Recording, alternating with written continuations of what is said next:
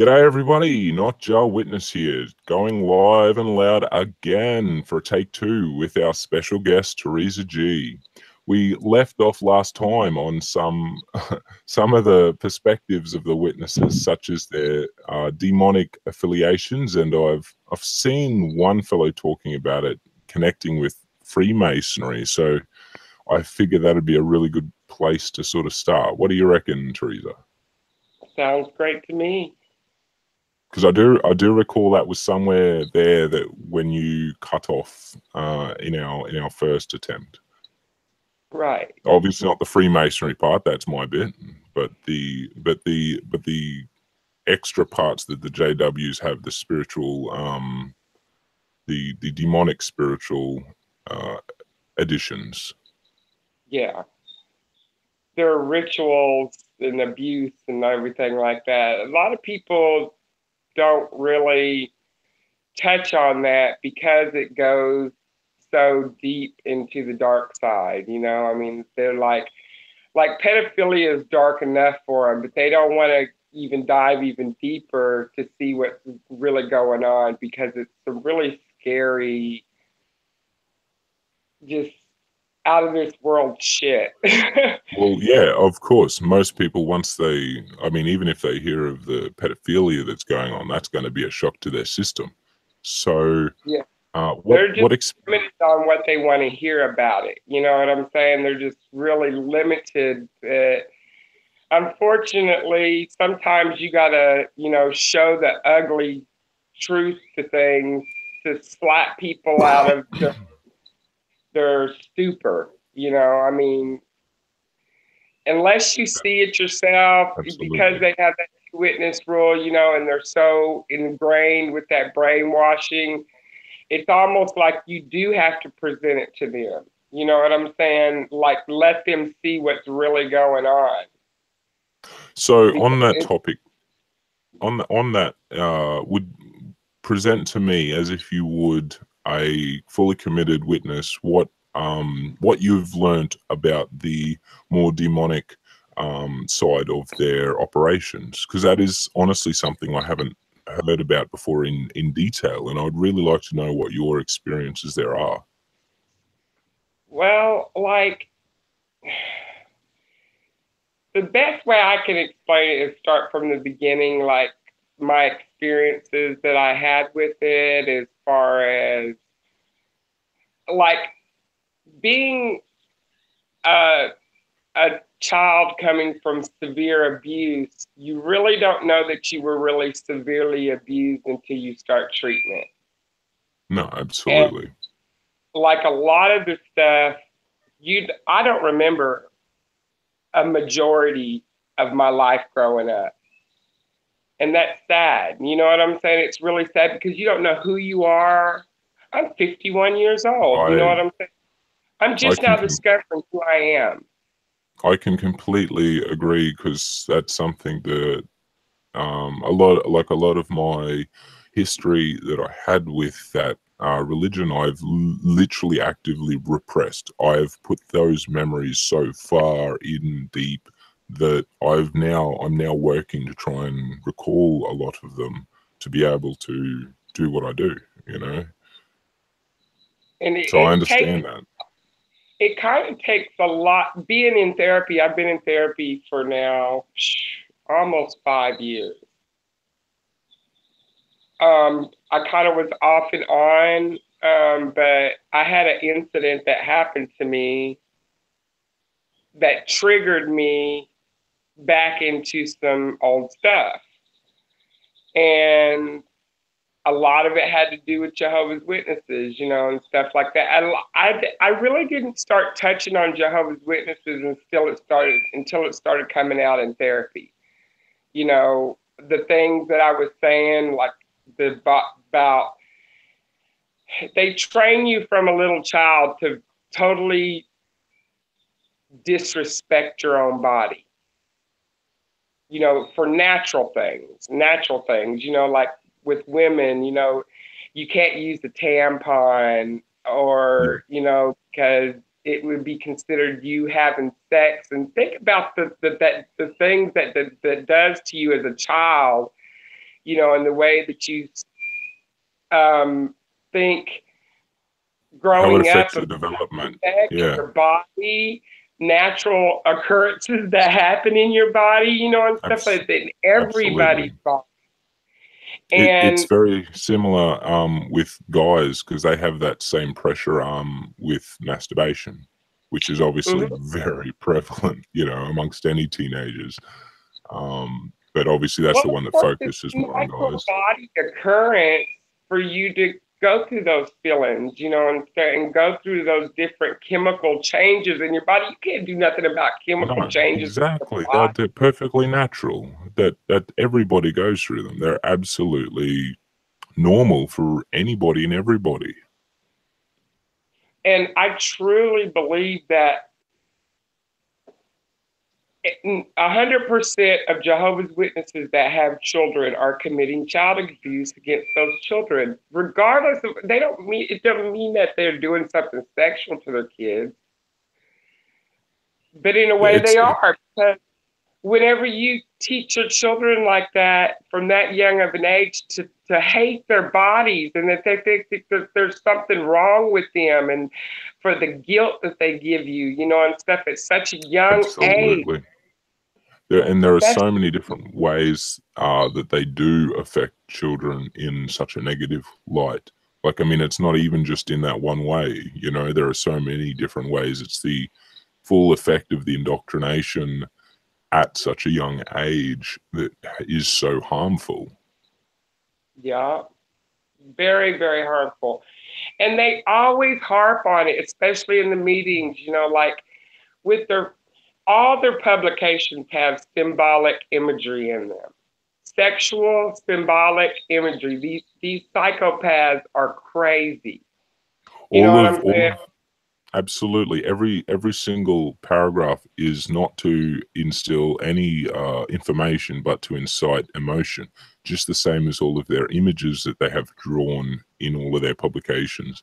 They're not to give any form of stimulus by the way of, you know, knowledge necessarily. It is more to stimulate your feelings and emotions, to feel for the story that you're reading. And it is just a story. It's not hard facts in any way. And that's where the Right. deception comes in. They make it feel like you're reading something that's true. Yeah, like think about every time, literally every time that the news would come on, I would have panic attacks. Especially You know, like, recently. Goodness. oh, well, recently, By like, recently, I mean probably in the last 10 years, not just yeah, yeah, yeah, yeah. recently. Oh, yeah. I'm sure, like right now, especially for people in the cult right now, yeah, that's the ritualistic part of it. You know, that's trauma-based mind control. And see, don't look at the trauma-based mind control in the cult, Jehovah's Witnesses. You need to go outside of the cult and look at the whole trauma-based mind control setup. It started like in Germany with all the you know the them with the Jews and everything like that. Like a lot of that whole thing is mind control propaganda. You know what I'm saying? And it's 1984 all over again. But it's just Well, not Jehovah's Witnesses, and that's the thing too. Like people that get out of Jehovah's Witnesses, the way that they Jehovah's Witnesses got the mind control set up, it follows them even when they get out. So they tend to go to the, you know, they that's when I was talking about the atheism stuff and everything like that. They tend to push people away from that in their mind well, control. a lot of people will just reactively go from any religion if they fall out of that faith in their God. They'll automatically, not everybody, but a lot of people will reactively go towards atheism. However, that wouldn't be the case for everybody, of course, Right. because Right. I mean, in all honesty, I think I should definitely be open with you there. In that I'm not one that went directly to the typical definition of atheism. If you're going for a more typical definition, I'd be more an agnostic.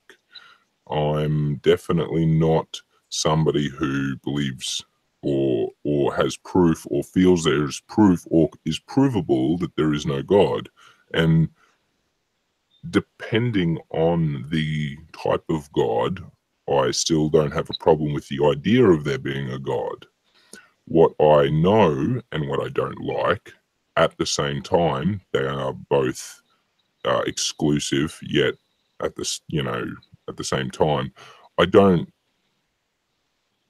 It's not that God. Do you know what I mean? Like, I know it's not Jehovah. I know it's not the biblical Christian God. I know that it's not, the Quran's. God that created me, this is just strictly my feelings, and if anybody else is like atheist and stuff, it doesn't mean that I hate you or anything like that. It's just that Absolutely. We are all entitled. How to push you to hate God. You know what I'm saying? Because you think, well, if God could allow, children to be molested day after day after day, what kind of God is that? And so that it turns you to hate God. Yes. And all God wants, the way I feel about it, is what I want, which is love. He wants to be appreciated for being our creator. Religion, to me, is the Antichrist. Religion is the destroyer of all. It don't matter what religion you are. It is Antichrist. It is total the opposite of what the implications of Christ are. Now, do I know that there was this man that walked on this plane that was called Jesus Christ? No, I don't know that. You know what I'm saying? I don't know that. I can only go by what history or what they've told me about history. Here's the problem here. I don't believe that everything that they've told us, I don't even believe that 25% of what they've told us, everybody outside of Jehovah's Witnesses, the whole world, is what they've told us is the truth. I believe that we are in a big deception. The whole thing is a big deception, not just one particular thing. So it's really hard to judge because you have all these on the outside world. They make you fear. Jehovah's Witnesses make you fear the outside world. Mm-hmm. But that's another ploy because you cannot be afraid to see what's out there in the reality, because that is the world around you, and they force you to ignore it. And like a lot of people, just like when they get out, to me, they totally forget they think that this outside world is all peaches and cream because it's not what Jehovah's Witnesses made it out to be, Oh, well, of course there's nice people outside there in the world, but you got to understand, Jehovah's Witnesses are all about the world. And that's what if people don't get it. They're the most worldly. I definitely agree. I think the thing that I can differentiate here is the mindset of a witness thinking that when they come out and that whole concept of being worldly is that they that is their opposite. That's kind of what a JW's rebellion is, and it's kind of that is a common reaction for for any religious person coming out of their faith, is to rebel against it. And so even though we are very amongst the witnesses, we are exceptionally mild-mannered, we try and don't make a scene and all that kind of jazz, everything there. So that's what we're going to rebel against. Do you know what I mean? And that's why a lot of the time we're warned as witnesses against people who get tattoos or piercings, you know, for guys, or long hair, because they're those little rebellions where in the eyes of a normal Christian, you go, what the fuck? That's not rebelling. You know, like, what are you talking about? You listen to Elvis Presley, whereas with them, they are still that old school, you know, and just people don't realize that's how old school they are. Yeah, and then we got to think about the age. We got to think about the age mindset too, because I'm 51 years old. How old are you? I am 29. Oh, see, you're young. You know what I I'm know. saying? You're I a wish my body babe. was young though. You're just a babe. You know what I'm saying?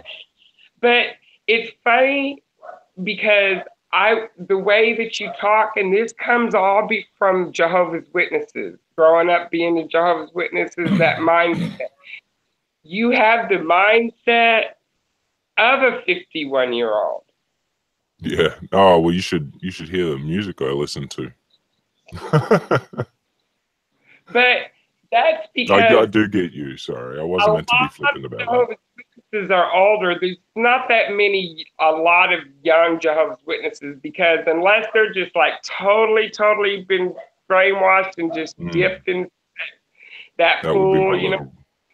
That'd be my little more brother. than likely they're seeing, especially with the internet age, they're seeing a lot faster than we ever did. No, You know, or that absolutely. especially I ever did. You know, like you're a little bit more fortunate, and you see, you're 28 years old and you're waking up. Yeah, no, 29. But yeah, no, I. Or Well, 9 this years is old. the. That's okay. This is the thing that confounds me is that I'm older than my little brother is so tech savvy. Like he is the super geek of the family. And I was the super geek until he became, you know, he outgrew me in geekiness.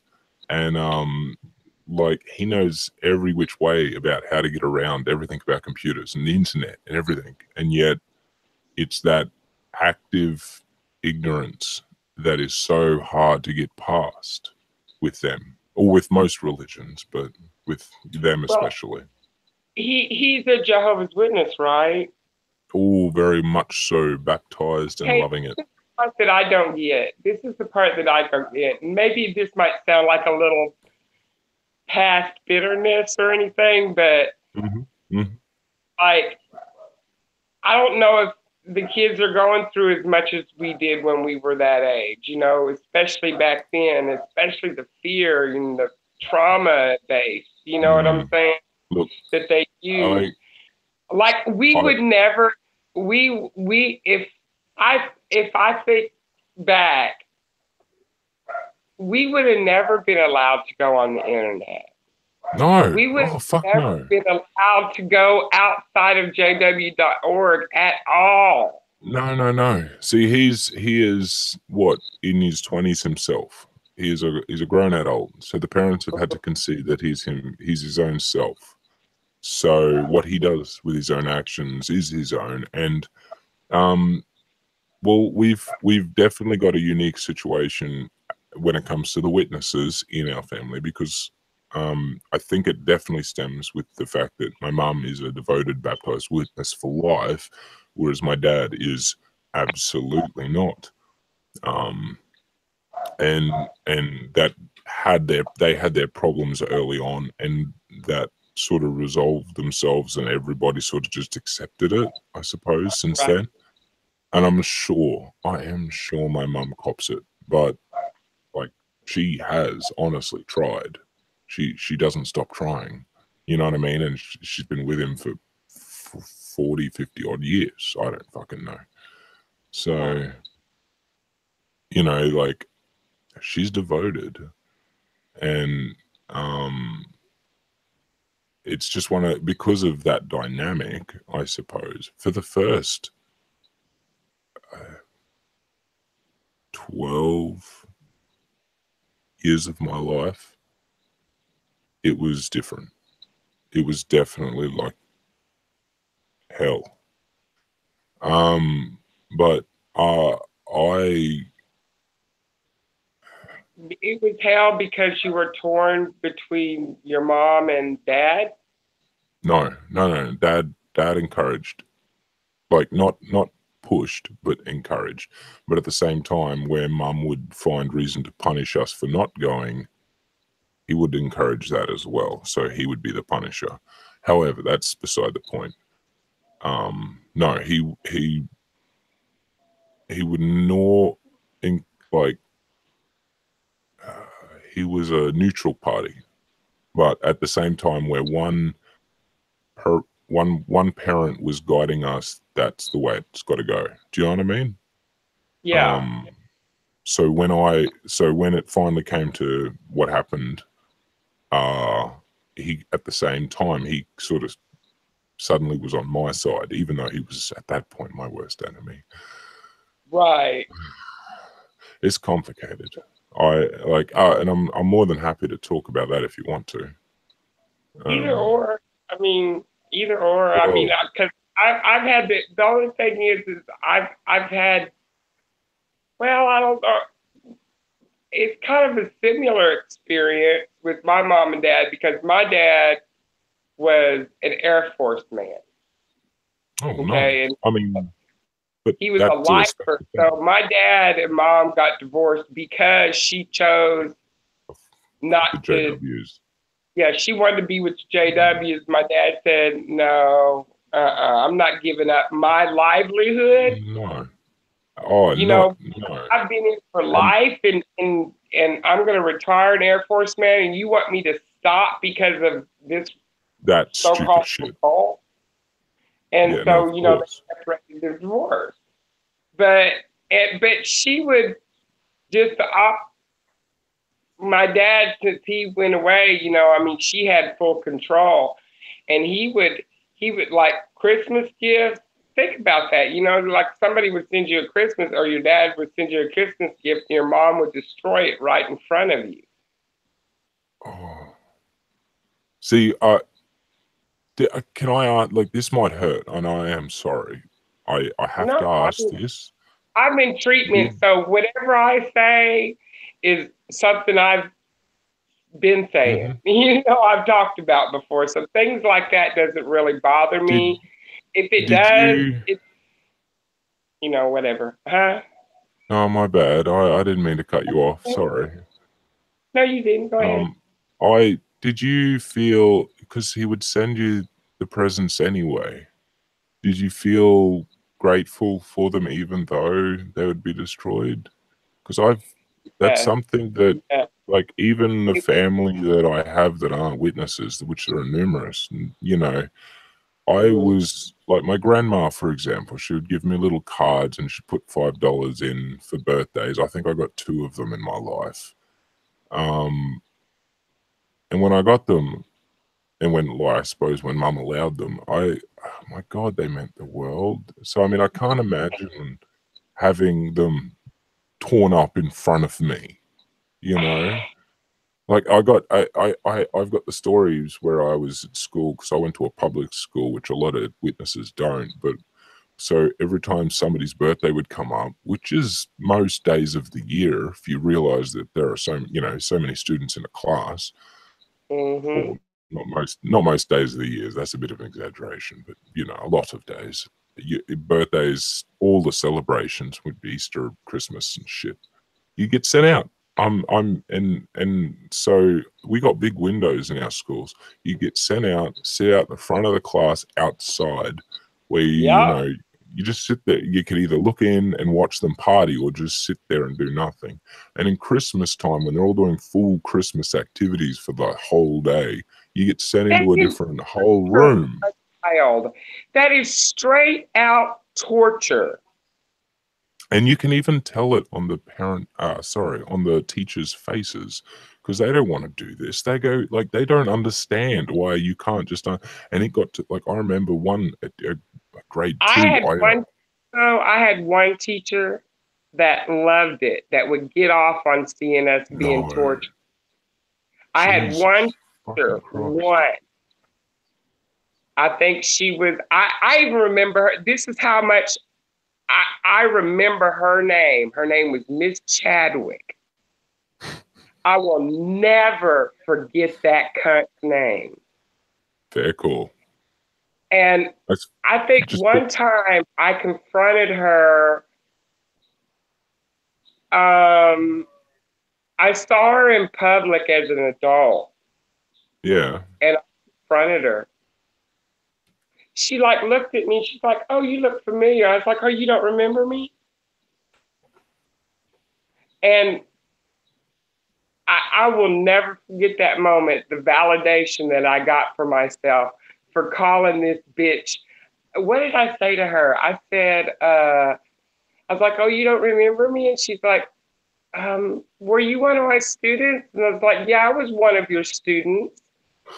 Like, I was one of your students that you tortured like that." And she Oh, was like, "Huh?" Like, she had this look on her face like, "What?" And I was like, "Oh, you don't remember torturing me like that?" And but at that time, I was probably about your age. I was like 29 or 30 when I seen her.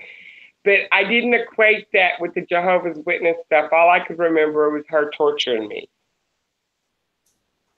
So that part I couldn't verbalize very well to her. All I kept saying was to her was, "You like to torture kids, don't you?"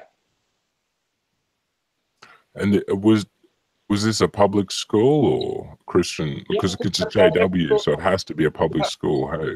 Oh, and get this. Oh no. Okay, so like I can't prove any, well, I probably could prove it in a way as far as saying that yes, he was here at this school at this time, but that's the extent of it. Unless I could have another student come up and corroborate saying, yes, I remember this happening. Okay, so like Bill Clinton, do you know who that is? Yeah, yeah, I do. I was just sorry. Just I was thinking, who the well, like when things like that happen, when is there somebody else just sitting in the room with them? Do you know what I mean? Like, what a stupid fucking rule. What the fuck? Yeah, no, it never happens. That's what my therapist said. And she's like, "You'll never, ever have a witness to child abuse and pedophilia. Never. You will never. And if you do, it'll be filmed for them to sell in the smut in the underground sex trade, because that's what they do too. Because that's where I'm getting to." I see. Well, I would like to get to that before, but while we're on this topic, because I still kind of want to know if you know anything about their connection with Freemasonry. That's where this gets to that too, because all these Did you want to? people Did you want on to the hold that part to the Freemason. climax, or did you want to get to that now? Well, Because we can what leave. I was looking into, it was going to lead right into that. Oh well, shit. Let's go for it. Because Okay, that's where so I was going anyway. right. Okay, so like I'll get a part of that. So like you know who Bill Clinton is, okay? So I went to a school that's the same school that this Miss Chadwick is at, okay? Yep. And the school was called Pinewood Elementary. And it was an open school. So what I mean by open school is there's no walls. There's only just little dividers. If you stand up, you can see the whole entire school. Do you understand what I'm saying? Just give me a sec. So when you say there's no walls, do you mean the exterior, the perimeter has no walls, or do you mean the buildings Walls themselves are on the inside. non-walled? There's walls on the outside. Of course, you got to have that for a building. It's just basically a gutted out building, and that's a school that they use like little. They use like I don't know what you want to call it to petition off the Like different. in an office space kind of petitions, Yeah, or exactly yeah, like that. It's yeah. exactly like that. But it's all open. There's no walls on the inside. So if I stand up, even as a kid, I'll be able to see the whole school. The whole school is open. So every morning when you'd have to stand up to do the Pledge of Allegiance of the flag, the only students that were sitting in this whole entire school, which everybody could see, were Jehovah's Witnesses. Mm. Okay, so everybody in the whole school knew who all the Jehovah's Witnesses were. Number Okay, one. well, I need to interject. I know if I don't share this now, I will forget it, you know. And Oh no, go ahead. I know that feeling, but it's kind of worse, because imagine being the only one in a school of 500 where everybody else stands up and you're the only one just sitting there when they do the national anthem every Yeah. week. And like, not only that, you guys, as far as I know, you don't get religion classes in school. Is that correct? No, not at all. No, well, we do. So when they do that, it's a Christian class. And obviously we have to be separated. So because I lived in a small country town, my mum would come in twice a week, I think it was, for religion class and teach me, and at that point, or at some point, another student in the school that was a witness. And well, we'd get sent away, different whole classroom, you know, and everyone, like, that's the level of embarrassment, you know, and that's just one thing. So no, I just want to show that, like, I definitely sympathize with that pain that a kid has to feel, you know. Well, in that school, there was probably about, I want to say about 6 or 8 of us. It's at least a nice all of us, group. all of us were ritualized in this little ritual that they had. But anyway, so Bill Clinton comes. We hear that Bill Clinton's coming because he was the governor of Arkansas at that time. What year was this, sorry? Bill Clinton, I lived in Arkansas. Roughly, I lived in Arkansas. Yeah, roughly what year was it though? Like 80s, like 90s? I don't fucking know. 70s, the early 70s. Oh geez, I was trying to be nice, but okay. Cool. No, I'm not. No, that's cool. God damn, you lived through the 70s. Fucking lucky you. I was born in 66, and so it was when I was at elementary school, so that's in the 70s. So dates are real bad. You wouldn't have gotten to go to Woodstock. That was the 60s. Hey, that was a bit early, wasn't it? Woodstock. That's too early, isn't it? I don't know my dates too well. See, that I don't either. Fair call. But anyways, sorry. So there's at least, like I said, about 6 or 8 of us. But Bill Clinton, we were here that Bill Clinton, he was the governor at the time, and he was coming over there to our school. And so for some reason, now this is the part that this is where it's getting into the Illuminati controlled, because conspiracies. And they all these Masons, especially in the higher ups, they're numbered and everything like that. And Bill Clinton is in the higher up in the Masonry and stuff like that, and they deal with sex trafficking, child pornography, and all this kind of stuff. That's what they do. And so Bill Clinton comes to the school, and being a Jehovah's Witness, you know, we're not allowed to participate in that governmental stuff, you know. And no, that's politics and governments. Of course not. Yeah, we have to be separated from that. My mom knew this too. We were made to practice this song called by Olivia Newton-John. I don't know if you've heard of it before. It's called "You Light Up My Life." Did you? Okay, Theresa, you know Olivia is an Australian, yeah? No, oh yeah, that's right, she is. She is. She So, was in Greece, but she was an Aussie. okay, so So you yes, light I up know the my song. life. Okay, Yep. so my mom knew about all this. We had to practice this song for him to perform, me and my sister. God And damn. only the Jehovah Witnesses females, they pulled all these kids into this particular classroom, but they kept us aside. They literally Yeah. kept us aside. They kept all the females aside, and we were to do this little performance for him.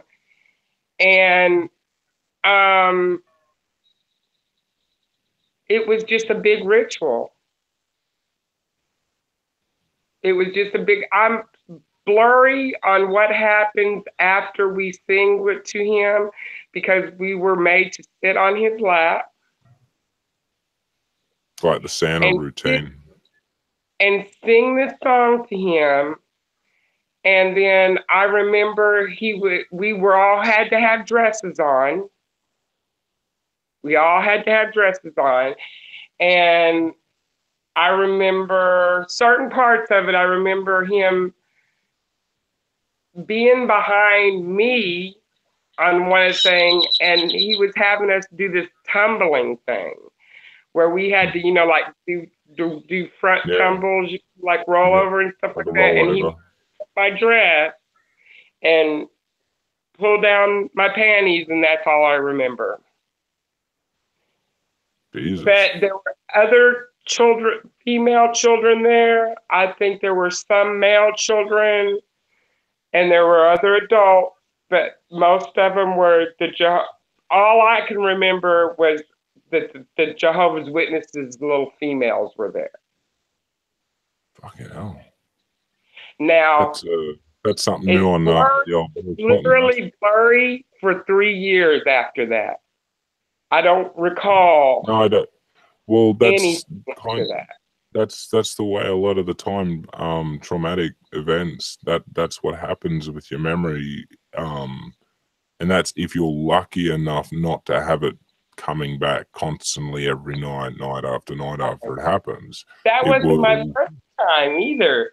That wasn't my first time. The very first incident happened was a gang rape, literally a Hmm. gang rape. Can I And it was all just Jehovah's quickly? Witnesses. It was all elder men. Okay, Theresa. If I can we just have a quick break? I need to take a Sure. quick run away. I want to grab a drink and I want to come back and hear out. I didn't expect it to be that, but your story. Um, Well, and I tell yeah, everybody if, the truth. I wear my, because if I don't tell people the truth and let people know that shit like this is no, happening, absolutely, absolutely. You've got to let everybody know what's got like this shit that's going on. That's what I mean. That's the most important thing. Otherwise, fucking this shit will just keep happening, to other people. go take your potty break. Yeah, well, hey, if you can, if you're up in the chat, say hello to everybody. We got Shannon Yeah. Q, Godless Journey, Chad. I don't know if Chad's still. Oh no, Lee. Lee was in the break and he's ducked away. So sorry, Lee. Have a good one. Dawn's there as well. So say hello to who's in the chat and see what's up. Yeah, And let I'll me be back in go a couple over minutes. Thank you. there. All right, I'll go over there. Hold on, guys. Let me change my computer here so I can see what y'all are saying. There we go. Hold on, guys. Let me. Okay. There we go. Hi, Godless Journey. Hi, Chad. Hey, Leah. Hey, Dawn. What's up? Um.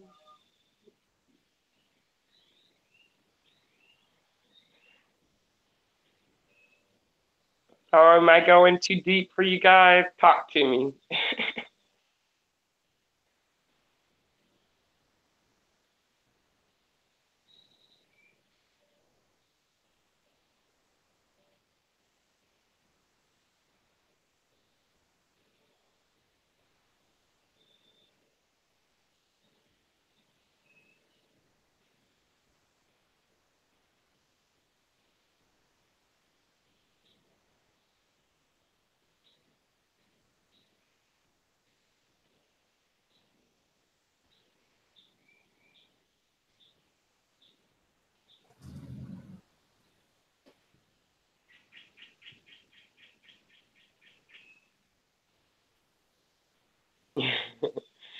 Hi, Shannon. I see your comment.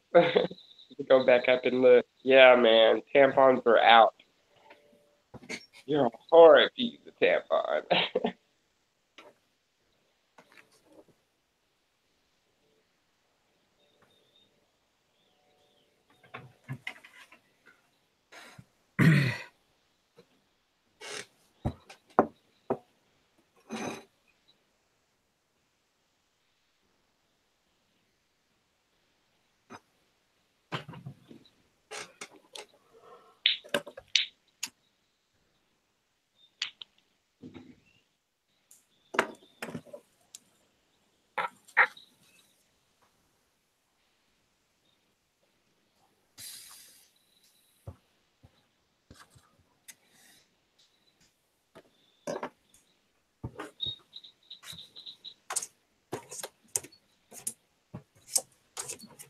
Hopefully, y'all can hear the birds behind me. We can. And the wind chime. Yep. Hello, I'm back. Sorry for that. No, that's cool. Everybody has to take a break. Yeah. I'll rein it in a little bit, so I won't get too out. But no, what I was going to lead to was all of these things that happened. It's part of the mind control, and they like, especially with the Illuminati or whatever you may, the powers that be, the Masons, whatever you might want to call them. To me, it's just the evil one. Okay. You know, you got good and you got bad, and you got to have that in order for the world to function. It just works like that. It just depends on which side you choose to be on. But okay, I just want to be a bit more direct then with that question on the Freemasonry and their link with witnesses. I'd recently found a video. I cannot remember what channel their name was. They were an Aussie though, and they actually showed Freemasonry literature that had the one secret word of Freemasonry being the name Jehovah. yeah, and that's where that came from. mm-hmm. So that is something that you're aware of. Oh yeah, yeah. Okay. I'm aware of the imagery. Like I can even tell when people are talking, like if they're a part of that, like a part of the. Like you'll have these witness or these ex-witnesses that say that they're ex and stuff like that, but all they really are gatekeepers. Does that make sense? Fair enough. Because this is obviously a lot of this is new, obviously, to me. So I'm still comprehending the idea. It's huge. It's huge. That's another reason why Jehovah's Witnesses don't want you to research about the outside world, about masonry, about all that kind of stuff, and get involved in that conspiracy kind of stuff. Yeah. Because it is considered conspiracy, you know. But that's just words that they put on it. You know, you got to look at the whole big picture of it. And well, they do have a lot of funky words, you know, like would they call things worldly, Christendom and all that stuff. Well, I mean, their Bible alone is a New World Order Bible. That's the Masonic Bible. If research about the New World Order and about the Illuminati, because they use all that stuff. You know, Jehovah's Witnesses are just a sect. Yeah. They're called, yes, but they're just a sect of that whole New World Order cabal, the whole Illuminati, the elite. You know what I'm saying? Because they want to make it, you know, religious or color or, you know, male, female, and all this stuff when it's really it's all, there's only like, just like there's 8 men controlling Jehovah's Witnesses, all these millions of people, there's only about 8 or 10 people controlling them. Do you know what I'm saying? And you don't know who they are. You have no clue who they are. Nobody knows who they are. If they're not the Rothschilds, the Rothschild is just the front man for them. Look, for the witnesses in particular, I would take exception to the race point that you made. Is that something that you've experienced? Because from all of my research that I've done, I've never heard of that being something that they found to instill difference between. It is low key, because do I have experience in that? Yeah, I got firsthand experience. My son is biracial. Was that possibly a personal thing, or was that something that was that part of their doctrine? Like, because I've never heard, like, that's not something familiar. So I'm just curious as all. Well, kind of, yeah, it is a part of their doctrine, because, you know, they just now got that one, he's not black, but he's the, what do you call it, the token. He's the token. Yeah, like that figure that they'll say, you know, that they would say, but that he's the token one, you know, because these men are all white. They're all Caucasian. No, absolutely. And that is something that, I mean, even in the image that or the images that, excuse me, that I found on the governing body, or whatever they call the top few, they're all old white blokes, you know, probably all American too, mind you. Yeah. Look, sorry, yeah, okay, if you had another point. Well, like I think some of them are European. Most of them are like kind of what I want to do is I really want to research them, their background. Western. I do apologize. I definitely used the wrong term. Western. Oh, okay, yeah. I got what you're saying. My apologies. Yeah, no, sorry. Like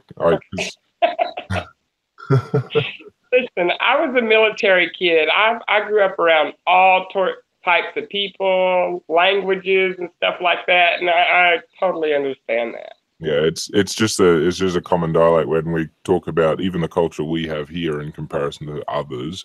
We'll just say it's the American culture because that's the way we live.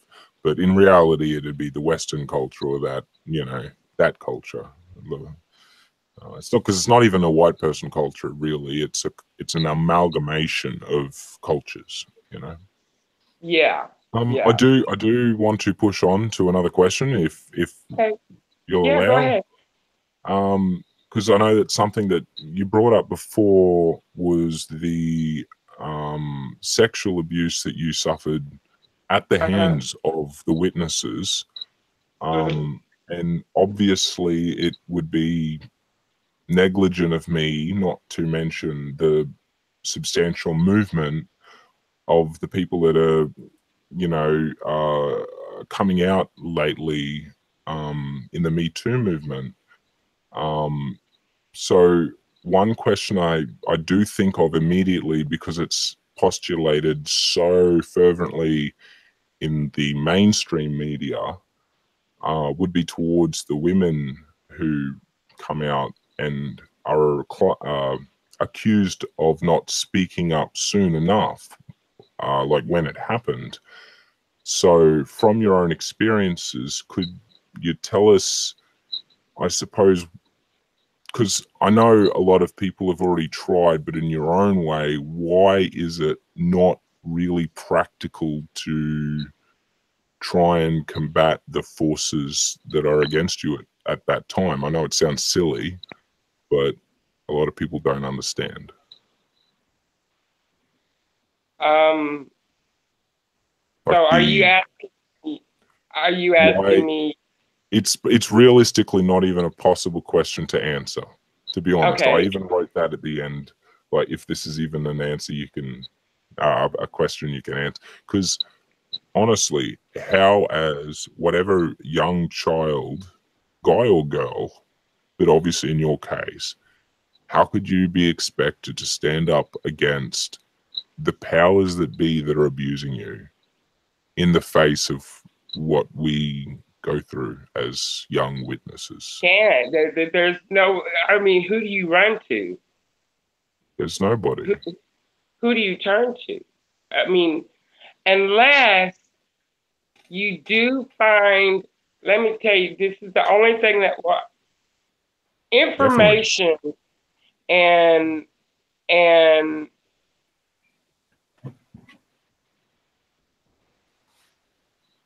getting information out is the most important for young people. That's why I think it's adamant that every ex-Jehovah's Witness should only think about right now, the first thing that should come first is to stop the sexual abuse. Everything else can fall right behind that.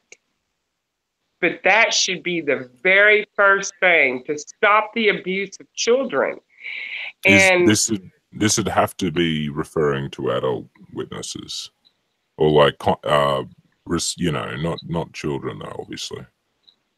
What do you mean? I'm just clarifying, because I'm thinking of it as a child witness, that would have been the last thing I would have been thinking about.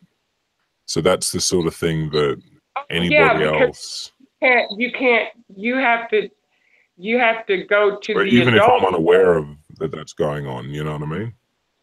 Yeah. Because that's an educational thing. So yeah. Even going into the schools, and I think that people should even. How can I put this? Because the only person that can speak up, well, first is, how do you get the kid to speak up? Well, this is the thing. Most of the time, they are brainwashed. Because there's so much fear-based that to keep their mouths shut. Yep. You know, I mean, like, you're groomed so much to keep your mouth shut. In every instance. Exactly the point, though. That is exactly the point, that they are that manipulative. They are that they will brainwash not just the parents, but the kids will get that brainwashed as well. You know, they are manipulated, they are controlled. And so when somebody wants to take advantage of that control and power, they do. Right.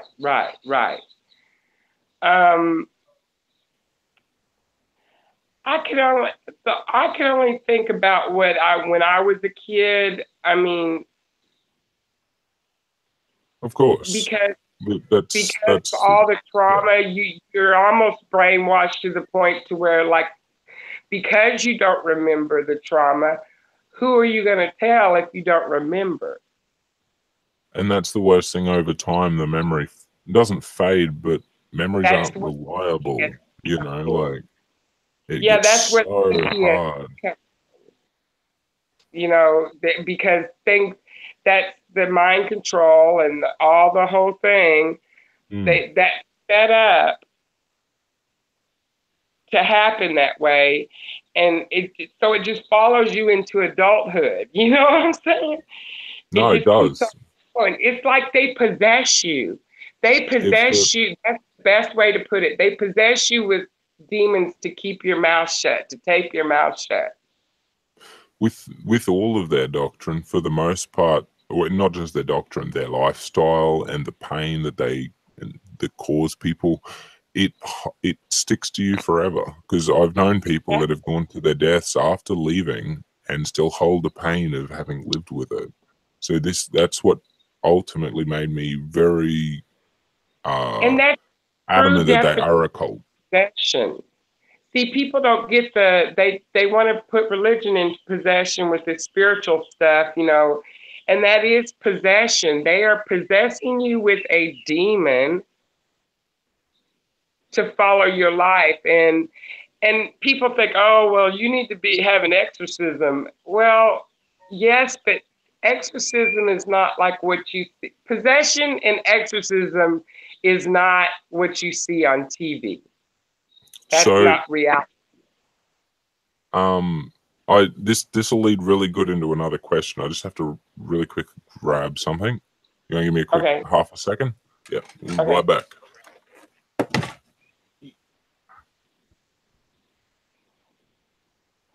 Right, Mrs. Rhythm Jones, you're right. You have to go outside the board. You talking shit about me? No. I'm reading a comment that Mrs. Jones. Sorry, I couldn't help myself. Well, if I talk shit about you, I'm gonna do it in front of your face. Yeah, no, that's what I wanted to hear. Good. Oh, that's good. I like a person like that. You're gonna talk shit about me? Tell me straight up. I'm gonna say it straight to your face. I don't go behind your back. I don't do that drama stuff. Oh no, well we did too much of that as JWs. No, but what was the question? I hadn't asked you yet. I just came back. I just, you know. So yes, no, because it led into because it was about spirituality and the differences between people leaving religion and spirituality, and I was curious to know in depth what your belief or what your structure of a God is now. Okay. Yeah. So does that make sense? I don't know if that makes sense. I'm like, it recently changed. I'm going to say within the last 4 years. So 4 years ago, I was going the atheist route. Yeah. Okay. And even looked into, I was just looking into it because I was curious. You know what I'm saying? I was just like, But I even looked into the Satanists and Satan and all that kind of stuff. But that was short-lived. I wasn't going. Yeah. I will come back to that though. I'd love to learn what you learned on Satanism. So like about 3 years ago, I kind of got into the flat earth stuff. Okay. And that's what kind of woke me up to a lot of things. It woke me up to a lot of seeing all the bigger picture as far as Jehovah's Witnesses go and stuff like that, and religion and God and is there a God? Is God real? Is there whatever? And so the waking of the flat earth stuff is whenever I said, yeah, I think there's a creator.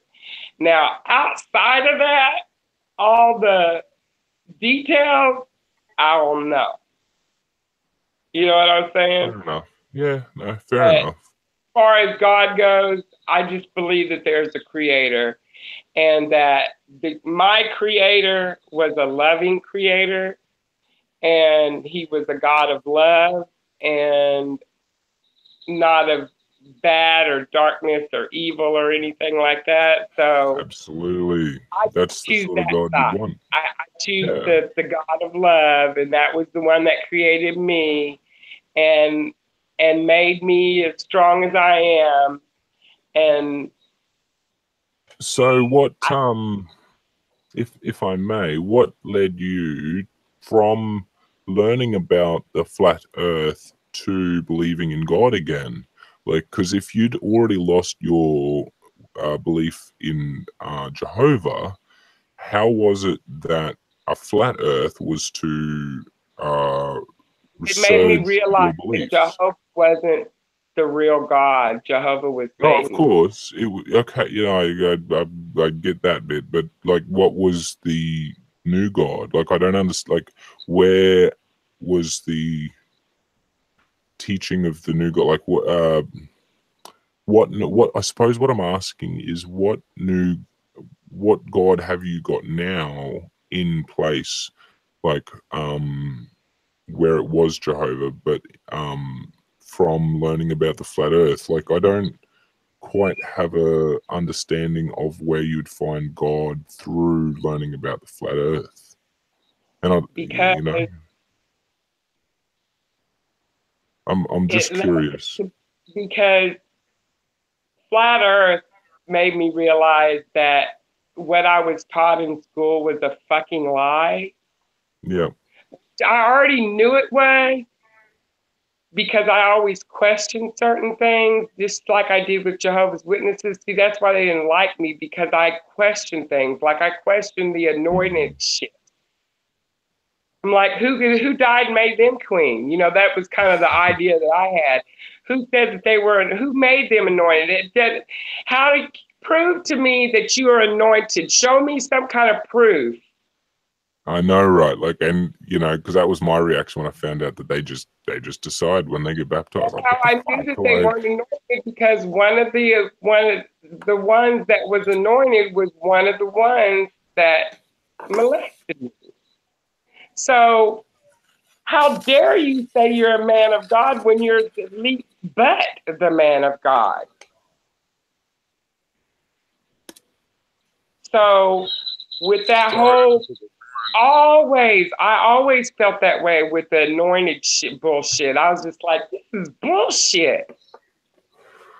You know, even as a child, it made no sense to me. And every time I would question my mom about it, how did they know? How did they know?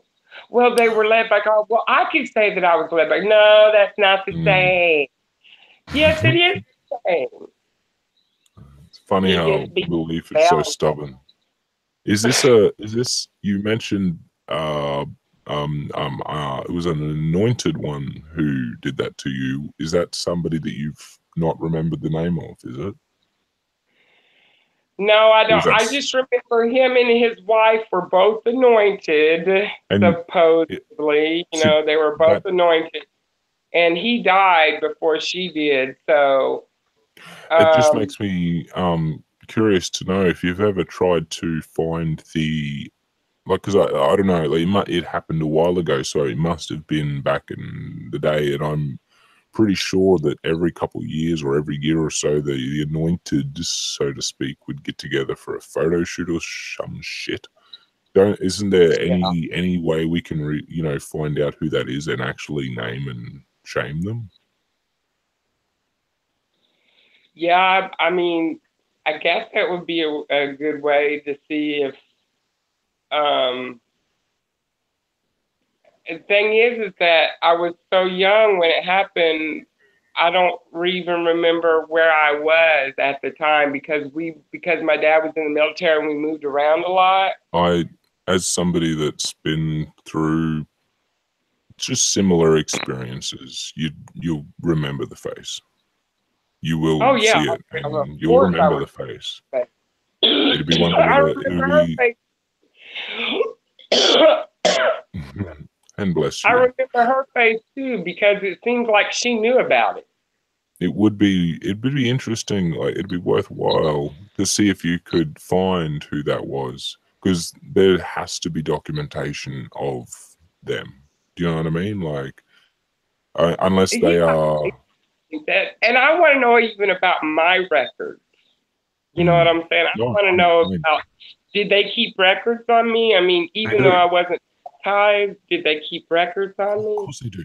No, of course they do. Are you kidding? Like, from not just the moment that you're born, but the moment that you're witness to, they've got records on you. It's just where they keep it, and if they've kept it when it was paperwork to now when it's all digital. That's my only query. Because a lot of the time, the old stuff, they'll just be like, yeah, chuck it, you know. They're not JWs anymore. It was so long ago. Yeah. You know. I mean, because I got out in '84. Damn, I was not even a glimmer of hope, you know? In your daddy's nutsack. Not even close. Oh, shit. I think my older brother would have been about by then, about then. Yeah. Yeah. That would have been his glimmer.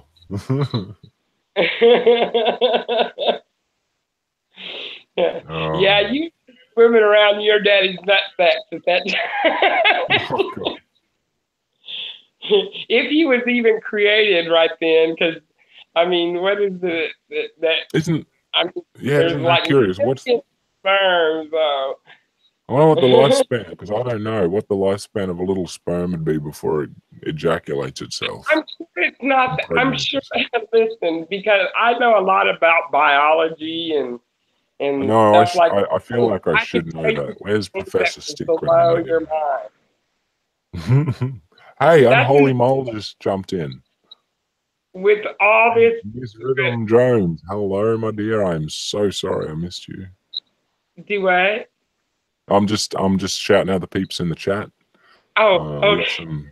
Yeah, I just noticed some folk that popped in. So I'm like, hey, look, people, hello.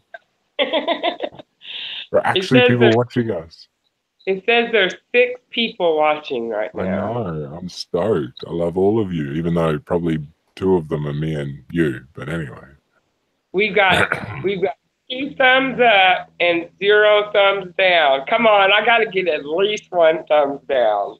Just at least 1. Oh shit! I live for a thumbs down. No, I like that. Hey, no, I shouldn't. I was gonna get into Guyman because I just finished a video on Dr. Guyman. Do you enjoy? Like, do you watch any of my Guyman videos? Yeah, I don't quite get who is he. Yeah, no, that's fair enough. I didn't think he'd be. No, he's a lunatic American, like Trump supporter. Okay, so this is funny Christian guy. So he's not a real person. He's just a character, right? No. He's Dr. Guyman. Well, the Dr. Guyman on YouTube is kind of a character, but he's a real person playing it. Oh, okay. He's a complicated character. You'd have to be in the scene. But that's the thing. I was gonna go into a full rant. I realized I shouldn't because it's. Maybe I need to find out who the character or who the person is first, because I was kind of. I don't quite get some of the stuff that's going on. I mean, is he talking about Jehovah's Witness stuff? No, he's not. He's just a tool. Okay, good. I was like, where's the Jehovah's Witness stuff? No. He's just a knob jockey that one of the other guys got me onto, and I have a bit of a kinship to him because he reminds me a lot of me if he was a JW, I suppose, but he's not. But no, if you want to get a good laugh, watch the latest video I've just put out on him. It's literally like an hour ago. I finished uploading it, so I think it's probably the funniest one I've done so far. I love it, but it's good because it'll give you a good idea of who he is. It's my top 10 reasons to watch Dr. Guyman. Little bit of a plug, but anyway. So I have a bit of an uplift, or it's a more positive question. It's if you are because this is a popular question that goes around to former theists amongst the group, or just former religious people that have come out of religion. Do you know what I mean? So from your experiences, if you could say that there was anything that you got out of being a witness that you couldn't have gotten from anywhere else, what would it be? Because that's something that, personally, I find it would be public speaking. I know. Right. So Yeah, because that's not something that's easy to answer.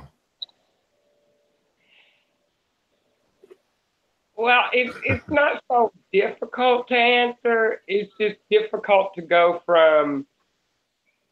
But you've got to remember, it's not something that you could get anywhere else. That's why even my public speaking answer is redundant. It doesn't work. It doesn't work.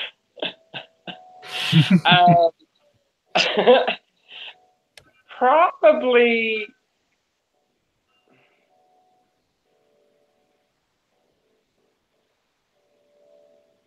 They do try to initially give the impression that they're loving people. That's for sure. But I am a loving person, so see that, but that's the question. Were you already loving and you just retained that within yourself, or like, because you can look at other JWs, are they? Yeah. Since that was already in me, that wasn't stripped from me. It's a toughie. I know. Like, look, I've struggled on this one myself because everything I come up with, I'm just like, well, wait a minute, you know, there's something. I'm trying to, because there has to be something good. There just has to be, but I'm trying to think. It's been winding me around the twist. Because maybe the only bit was that now that I've experienced going through a cult and going through the stuff that I went through. You can help others. Yeah, and that I can see it clearly where others can't. Yeah, absolutely. You know what I'm saying? Like, that's in other words, if I go to a school and I see, and if I ever go to a school and I observe, for one, I would want to know who the Jehovah's Witnesses are in the school.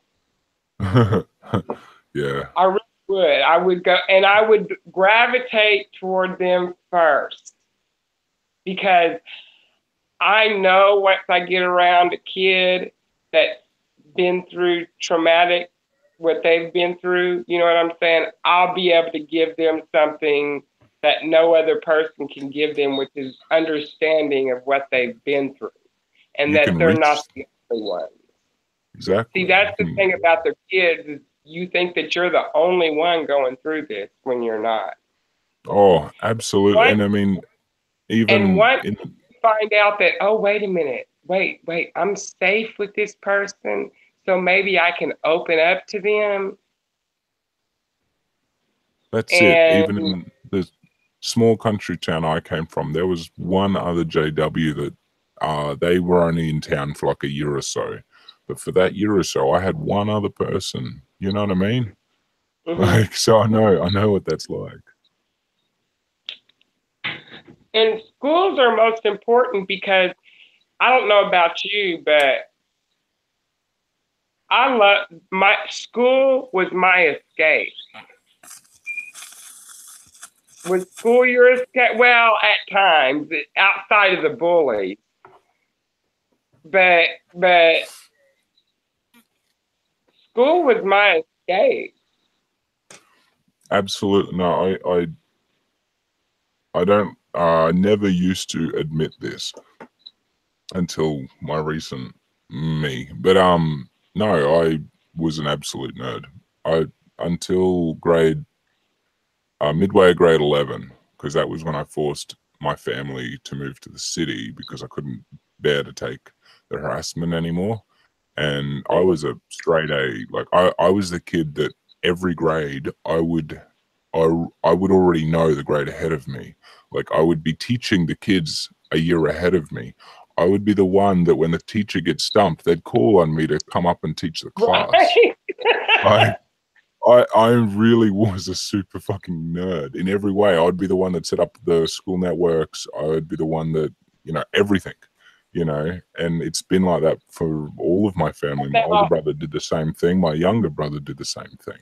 And my younger brother outdid me. From me a little bit. You're different from me in that because I was not a nerd. I just liked school because it was an escape for me. I didn't do good in school. See, I was the other, like, because the escape for me was because I lived in the country. Like, once school was over, I got away from the kids. I got away from the bullies, you know, and then until I had to deal with home, that was my escape. Oh, okay. Yeah, so like... And might I say, I really used that escape to some awful, awful ends. But the school part? That too. Yeah, like this was all entwined in my getting out. There's a big story. Oh, so like you would, in other words, was it easier for you to sneak and do things when you were in school than at home, right?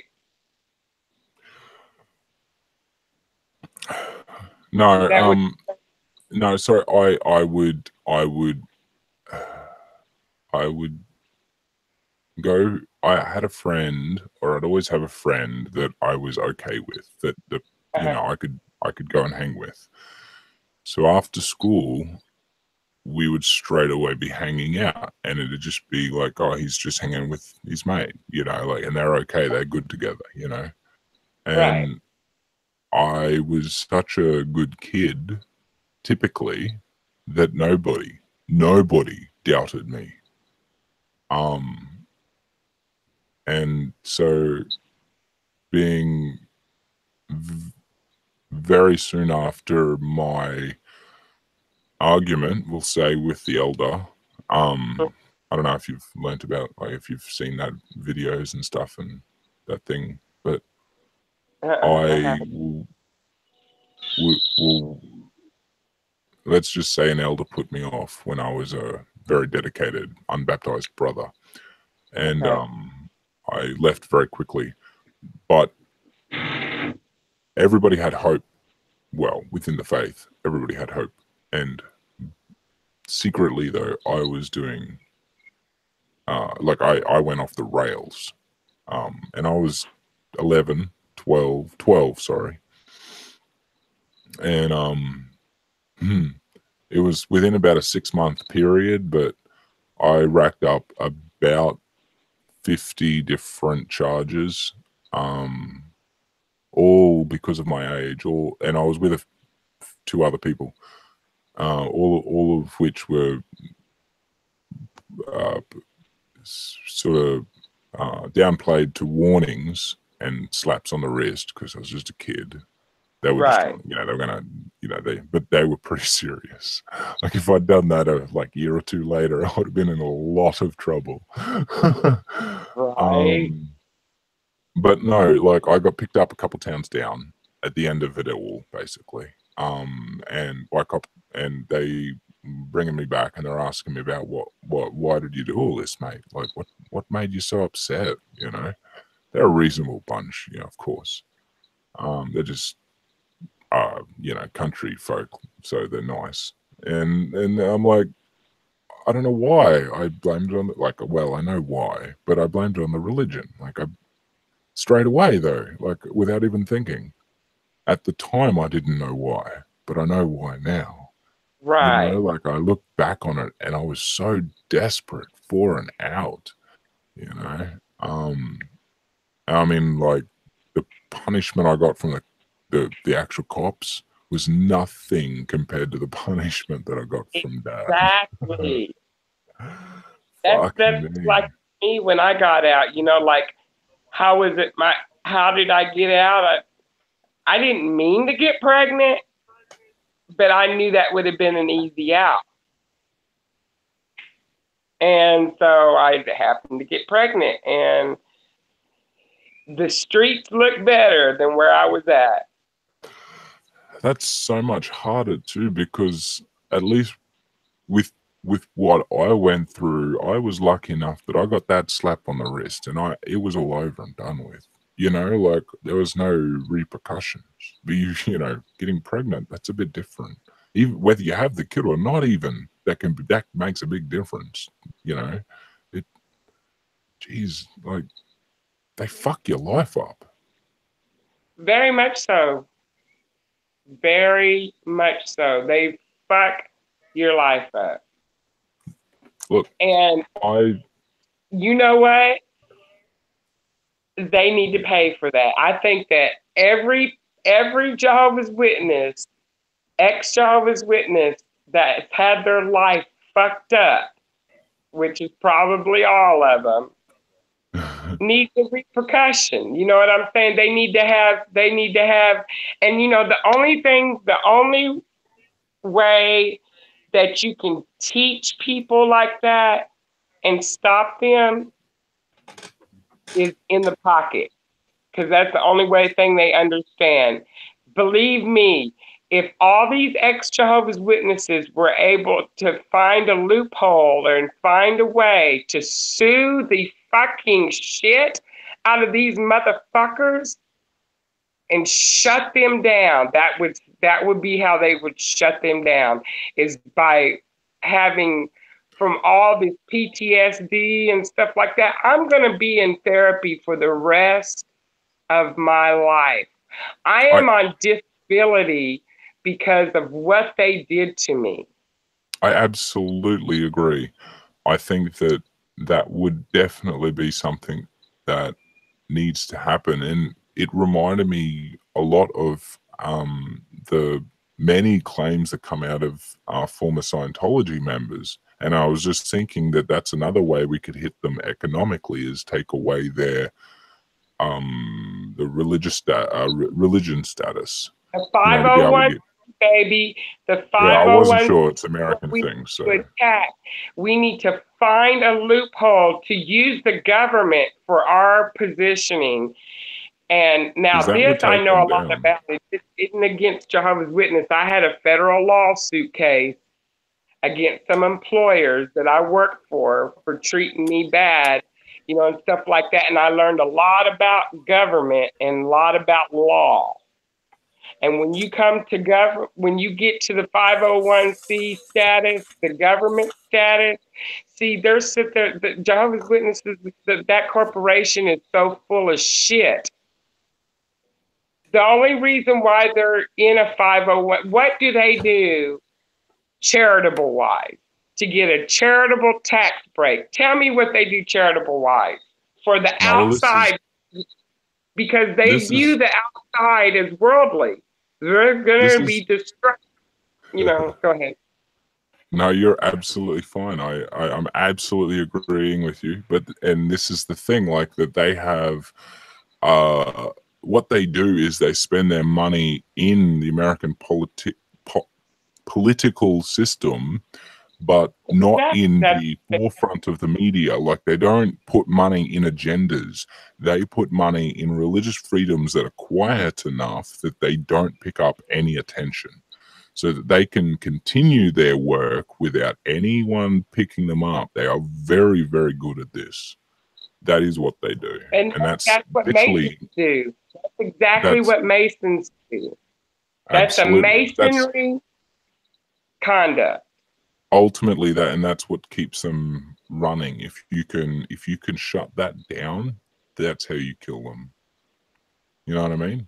Because otherwise they'll just flip their scripture and doctrine and go, oh, we can be in politics now, and they'll just start getting political money.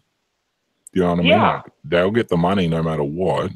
So we got to be able to try and stop their ability to connect with the government, because they're so close to it already. We just need to cut the cord. Yeah, and that's how, like the people that are doing the like car crashes and stuff like that, it's kind of a waste of time. What they really need to do is they need to do what the Jehovah's Witnesses do. Like, if they can get what do you call that? Like a permission to be in a mall to set up their carts and stuff like that. Well, you can go get that exact same permission to set up right beside them and present the truth about Jehovah's Witnesses. Yeah, like a counter argument, unwitnessing, and this is Exactly. And they cannot, if they call the police on you, then the police can't say, hey, they have right to be here just like you do. Exactly, You know, both. So this is something I actually wanted to... They kind of do the opposite. They go and have the police called on them. No, you call the police on them. You know what I'm saying? It's just like when a beggar comes up to you and asks for $1. You know the motherfucker's getting ready to come up and ask you for some money. So how you fix that is before they make their mouth to say, can you give me your stuff? You automatically say, give me $1. You be the first one to say, give me the $1. Just quickly, I want to throw out, this is relevant for America and not all countries. But having pointed the unwitnessing out, I did want to know, because you've mentioned that in your videos, have you started unwitnessing yet, or is that still on your agenda? Yeah. Would you want to tell us about it? I'd love to hear. I'd love to hear about it. So like, did you watch the video where I told the story about the guy that wanted to stop the music and he was a Jehovah's Witness? Yes, I heard. Okay. Yep. So I think that was the one that I caught, that I knew you wanted to, because I was thinking you'd do a video on actually going out and unwitnessing to people, and I was looking forward to it. Yeah, well, I've been trying to do that, but they're not setting up their carts right now. They always go in different places. They're very unpredictable. That's their thing. Well, I live on an island, so it's not that many places that they would be on this island. But what I do is I don't go up and question them, because they're going to shut down. They're trained to shut down. So me going up and showing them publications is not going to do any good, you know.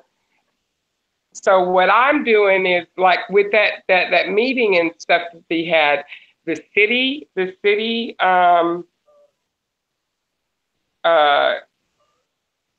not the mayor, he's next to the city councilman. The city councilman, the city lawyer, and the higher ups in the police department were there. Okay, so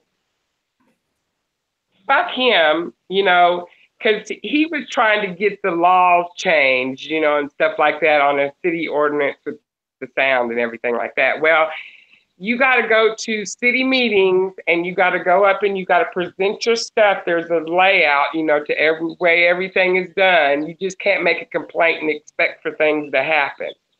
No, it don't work that way. You know, and you ain't in the Kingdom Hall. You know, we're dealing with actual real life stuff here. So when it came down to that, he's like, are you going to come to the... It kind of shut him down, because he knew he could not do that. I knew he couldn't do that, but they didn't know that he could not do that. So basically, he was wasting these city officials' time and stuff like that. Yeah, exactly. All their time. Here's my chance to unwitness to them and explain to them what's going on and shut this motherfucker down for good. So I went and I talked to all the city council. I was like, sir, he's a Jehovah's Witness. And I was like, do you know what that is? You know, and he was like, oh, yeah. He's like, yeah, okay. I was like, can I just ask, just quickly, you said this is speaking to city council. Is this lit like, because in my head, I see it like in the C-SPAN, you know, you stand up in front of them, they're all at the panel or whatever, and, you know, you'd give your speech. Is that what it was like? It was even more intimate, because it was just people that lived in this apartment building that I live in. Okay. So it was basically 30 people with the Olive City Council. He made this much of a stink that they made a special meeting just for us. Yeah, Jesus Christ. I know. He wasted these people's time and really money because I'm not going to go into the whole thing, but anyways. So I basically told them, hey, he's a Jehovah's Witness, and Jehovah's Witnesses do not participate in any kind of governmental stuff. So what he's talking about is not going to happen. He's basically wasting your time, and so he's like, really? And I was like, yeah, he can't even vote. He's not allowed to vote. He can't do anything. And he was like, I never knew that. And I was like, well, yeah. I was like, maybe here's some other things for you to research, just to let you know about who's in your neighborhood. You know what I'm that'd saying? be I a was fun like, one to start with. Here in Australia, the voting thing, because it's compulsory to vote here. So you get a letter in the mail if you don't vote, which obviously all dubs don't. And you have to explain yourself every single time, whether it's a local or a state or a national election. Yeah. So you'll get one every couple months. You have to, every single time, give your full scriptural reasoning as to why you don't vote. So do they present that every single time? Well, what do you mean present it? Like, because you get a letter. Okay, so whenever they ask you, why didn't you vote? And basically all you say is I'm a Jehovah's Witness and I don't vote. No, that wouldn't be, well, for the most part, that wouldn't be good enough. You have to give your reasoning. So you have to actually give out your scriptural reasoning. And you send it's and government they paid postage. Scriptural reasoning? Say again? Do they accept their scriptural reasoning? Yeah, well, because then it's on a religious objection. It's part of your human rights, according to the fucking International Human Rights Convention, whatever the fuck. Right. It's not wartime, so it's not Geneva Convention. It's the other one. It's peacetime version. I don't know. So, because see, we don't have all the rights that you guys do. We don't have we have a constitution, but it's a separatist constitution in a way. Like it's a constitution separating us from the UK, but it's not instilling us our own rights because we're still technically under the Commonwealth. So we don't have our own rights, basically, like you guys do anyway, in the same respect. Because obviously we have human rights and all the rest of it, but we don't have those extra added layer of national human right, constitutional rights that you guys have. Like you have the freedom of speech, the freedom of religion, the freedom of guns for some fucking reason. This freedom and double jeopardy. I like that. No, look, listen. We have guns. I have nothing wrong with guns. I don't have a problem with the guns. A human I have right. a problem with users. Yeah, no, like it's not a human right in the way that Medicare should be a human right. You know what I mean? Like that's a significant. You should have a right to life. You don't have a right in any way to take somebody's life. Do you know what I mean? Right. That's just a fundamental human law, in my opinion. And so if you're weighing the two objectives, you go, well, one has priority over the other, doesn't it? Right. So we have guns, but we keep them safe and we don't give them to wackos. Yeah, but here's the deal. Who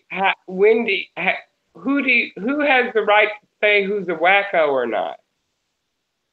See, and now this is where America has a real problem. because the government can't take your Medicare and, you know, tell you how to look after your health.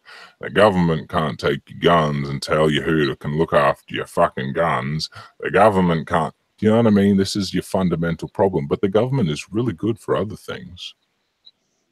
Right. It's a pathetic mindset that you, not you, obviously, but Right. as a nation, it's not even the people. Like the American people don't even agree with this. This is what I don't get. The American people want better regulations, and for the most part, the NRA members want better gun regulations that are actually at the same standards as what we have here in Australia. Right. I don't understand this. It is the, well, I do, I'm lying. I do understand it. It's the politicians, it's the money, it's the lobbyists. I understand that the NRA is one of the smallest groups.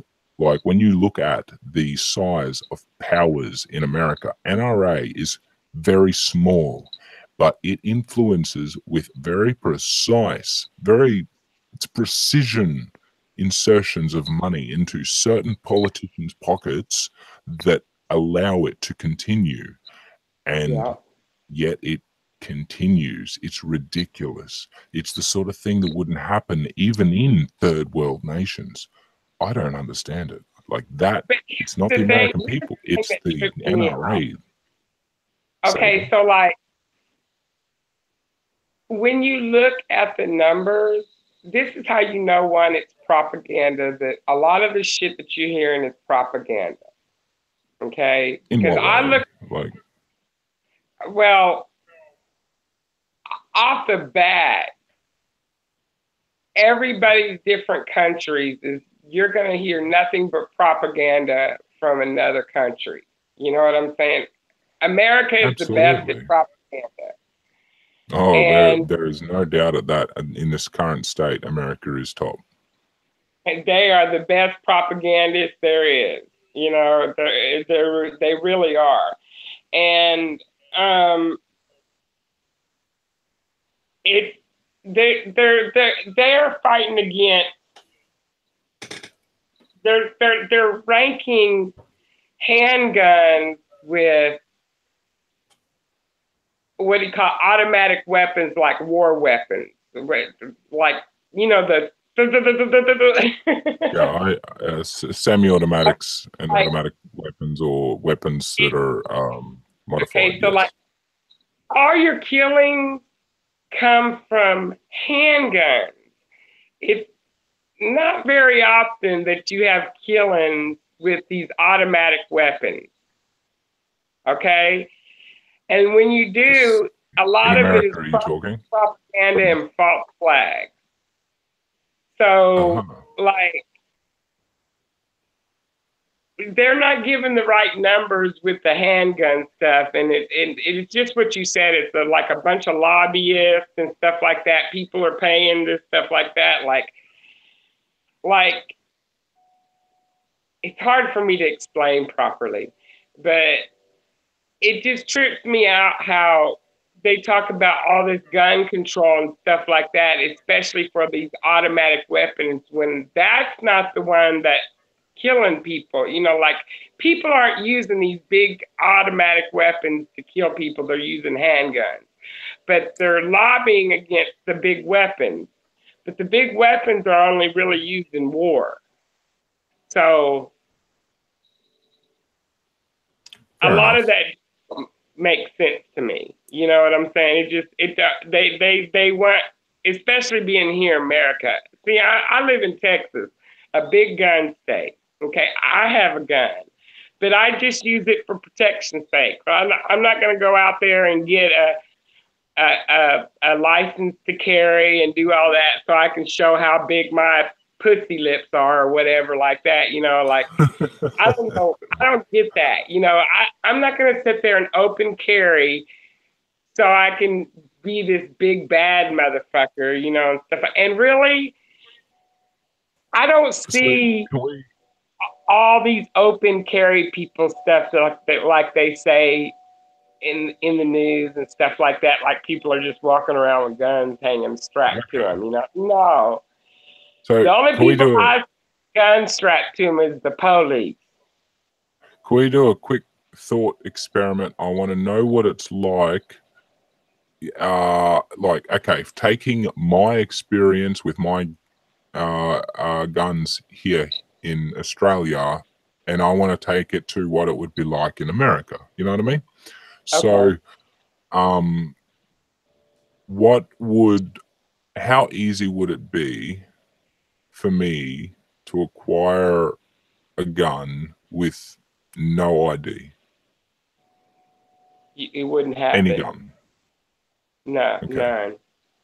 So let's say I take in my driver, like Walmart carries certain rifles and stuff like that, and even if you was to go there, you would have to have an ID. Yep. And you would have even to buy bullets, you have to have an ID. Okay, so I walk in with my driver's license. Okay. Is that enough? Are you Australian walking into America with a driver? Sorry. Okay, let's of course, let's imagine I'm a full American. Okay, yeah, okay, that's 100%. Different. Yeah, no, my apologies. I should have clarified. Like it was like, yeah, I'm trying to compare my experience as a full-blood Aussie as if I was a full-blood American. As an American, if you had a driver's license and you came in, you would not be able to leave with that gun that day until they do a check. So how long would it, like, I'm clean, I have no issues, and I'm easy to find. I've got a very distinct name. It doesn't take long to find in the list. Within 3 days, as long as everything comes back and there's no check or anything like that, you would be able to walk out with that gun. Wow. They're not going to check your medical history. Not right now, they're not. No, they're not going to. I've heard that one. I'm kind of glad, because here's another thing too. It's subjective when they do start checking your medical history, because it would have to be. Somebody might be diagnosed with PTSD or DID or whatever it may be, doesn't mean that they're going to go grab a gun and start shooting at people. No, but exactly. That's why it has to be subjective. If it was objective, they would just have a list of people with PTSD can't get a gun. But it's subjective. Exactly. It's a one-on-one thing. It's headed that way. Well, headed that way. How would my, if I was to, or if anybody, sorry, was to push for similar gun laws and regulations as Australians do here, and we've lived with them for decades now, nothing has changed, we still have guns, how would that be something you could still fear? Like, I don't understand how it's something that you think couldn't happen there if it's something that's proven to happen here for almost 30 plus years now. Like, there's a real, and I mean, I got to really push and stress that we have guns. We love our gun. Like, dude, we do hunting like you wouldn't believe. You know what I mean? Like, it's not a thing of getting rid of guns, because we have all of the guns, and they're just in a safe place. We have very, very strict regulations on, who is mentally capable of having a gun, and using a gun. And we even have differences between people that can go to do it recreationally and who do it professionally. Like, there are so many different laws, and in those laws, there are those regulations. And that's what I don't understand, is that these are the things that a lot of people in the NRA even are pushing for, and yet nobody wants to go for it. I'm like, I mean, you guys are killing yourselves, literally, and we're all looking on with horror. Do you know what I mean? Well, here's another thing, too. Don't believe the hype. All these shootings that you're hearing about. Sorry, Huh? Theresa, just before you do go on, I want you to hold that thought because I want you to continue with that. But I want to quickly just address Casey Atheist, who says it's the culture here. And look, you think we're not a gun culture here as well? And again, Theresa, this isn't speaking to you, but it's Right. KC. Like we love, like, look back into, I think it was 94. Like, seriously look at the amount of guns that we just gave in, and not only the ones that we gave in that were paid for in full by the government, but not just that was a slush fund basically that we'd expended for this very purpose so that we could make our nation safer. And on top of that, we had regulations that said, hey, you guys that want to keep your guns, come in and sign them up. That was it. That was it. There wasn't even any checks then. You know what I mean? Like, it was Right. later that those checks came in for new gun owners. Like, I really don't understand why it's such a block. You know, like why it's so hard to understand that within a 10-year period you could. I mean, we did it quicker, but we're a smaller country. You know what I mean? But Right. like population wise and the amount of guns and that, but you can do it. You know, like, yeah, there's a bunch of gun nuts here too. That's Don Unholy Mole. We got loads of. I'm a gun nut. You know, like, I've loved them since I was a kid. What are you talking about? You know, if I Right. was an American, I'd be a Texan, to be honest. You know what I Right. mean? Like, I'm a redneck. I come from the outback. You know, I used Right. to kill, shoot, skin, and cook my own fucking roos and Right. gators. Like, I know what the fun of guns are. I'm not against them. I'm against idiots having guns. That's all I'm against. Exactly. It's the idiots that have, and get this though, who are the idiots? But It's well, the, look, this is the thing. the It is. it's the You people in can't figure power it out. that are the idiots. I'll That's grant you the that. thing. That's universal. Doesn't matter where you go, how good your laws are. I'm pretty sure the Swedish That's why government are the idiots. people in power don't want us to have the gun. That's all it is. It's just they No, don't want us. no, They want to have all the no. power. See, They want to be the head dog, you know. But they're going to absolutely. I propaganda. We're I killing love you, ourselves with guns. but I disagree. I disagree with you there. Even for you in America, I follow it. I don't believe that at all. What? Even the craziest leftists, short of, okay, not the craziest, but you know, the actual political leftists Mm-hmm. don't want to take away all your guns. They are calling for the same regulations that we have here. And this is what they've all been trying, like the reasonable ones have been trying to scream out, is that this is what we're trying to implement. Something like we have here in Australia that is reasonable, where any normal, sane person, a few tinkers here and around the bend don't matter. I have my own issues. I have guns. You can still do it as long as you don't have any evidence of real wrongdoing or criminal history. You're fine. You know what I mean? It's not a big Yeah. deal. It really is not a big deal. And I don't understand why some, not generalizing, it's only some, even have a problem when it comes to a couple days extra on that wait list. What the fuck? Guys, come on. Yeah, You but who know? are these? Who are these some?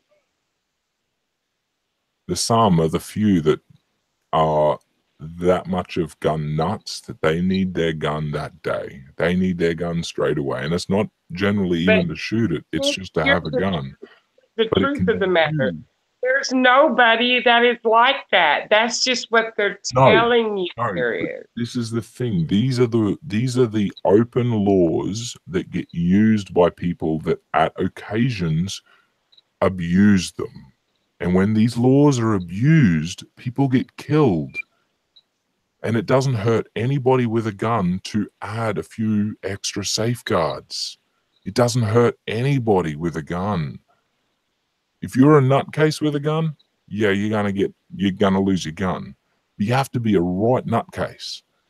You know what I mean? Like, it's a real hard thing to stress without having experienced it, I suppose.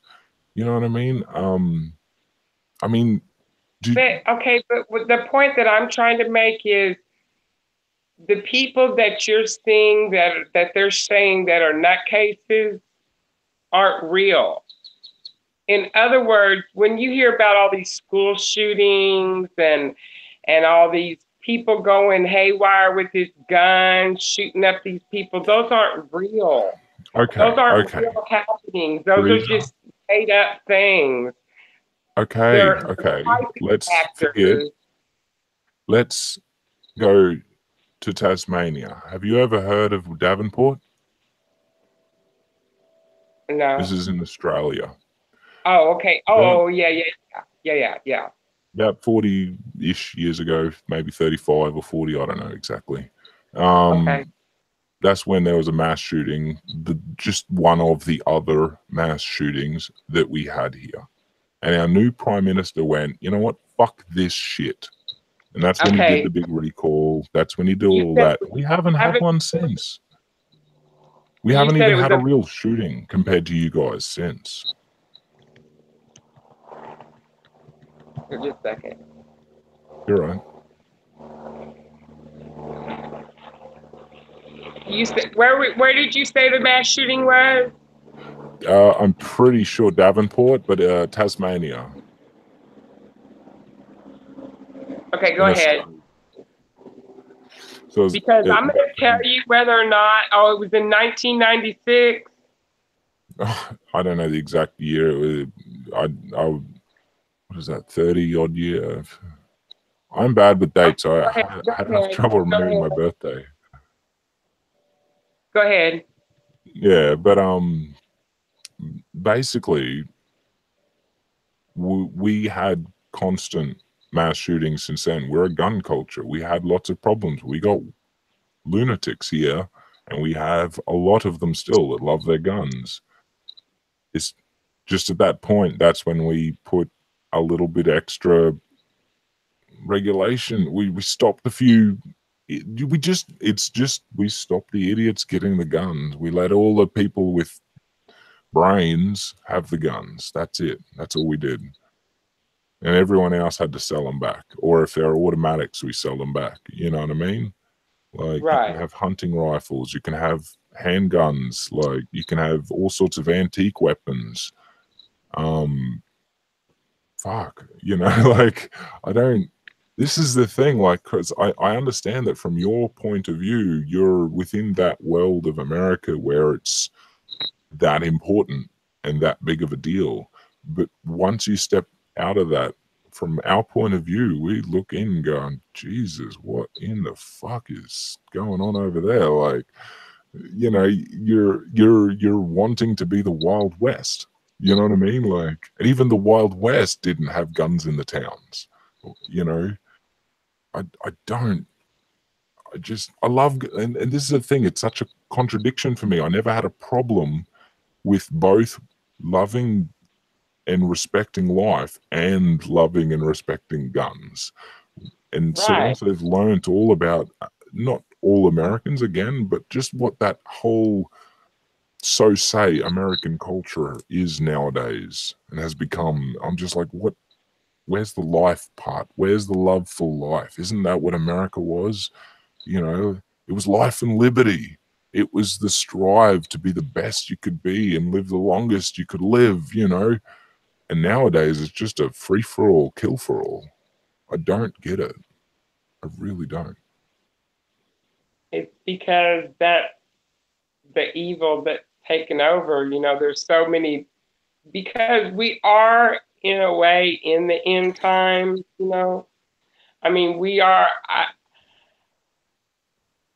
That is the most difficult part for me as far as the indoctrination that they did with the understanding what's going on in this day and age and the things that you're brainwashed because I'm seeing it every day and it's ramping up. And I try not to go back to that mindset of Jehovah's Witness. Oh, this is Armageddon. This is because that's a big mindset. And but I do see a lot of end time predictions. Does that make sense? Like, especially in the past 3 years, it's like ramped up. And I don't know if that's part of the brainwashing that I see it more, or is things really happening? You know what I'm saying? I think, because yes, for starters, yes, I do. I definitely do understand that. And I think where I had a slight advantage is that I was never neglected any educational material. I was always encouraged to keep learning everything. I was never denied science. So from a very early age, I learned how to learn, and I learned what to learn, and I learned, you know, how to, for myself, differentiate and educate myself in what is real and what is not, and how to test for it myself. And so because of that, every single thing I learn, I will try and find a way to make an experiment about it myself so that I can make sure that these things are correct. And if I can't myself, I will entrust the masses, because I know, also having done a lot of undergraduate studies, I know what it's like to put together studies. I know what work goes into it. I know what makes a study credible, and I know what makes it valid. And I think that has definitely helped me find a very clear direction out of the witnesses. And that's very unique to me. Oh yeah, you can't think for because yourself if you're a Jehovah's Witness. That you cannot think for yourself. no, You know, that's as it. a Jehovah's Witness, you're lucky that you were able to do that. Exactly, and I know that a lot of that has to do with the medical issues I had, because when that happened at birth, my mum, she immediately, I'm her exception in every way forever. I'm the one thing she'd go to hell for if we believed in it. And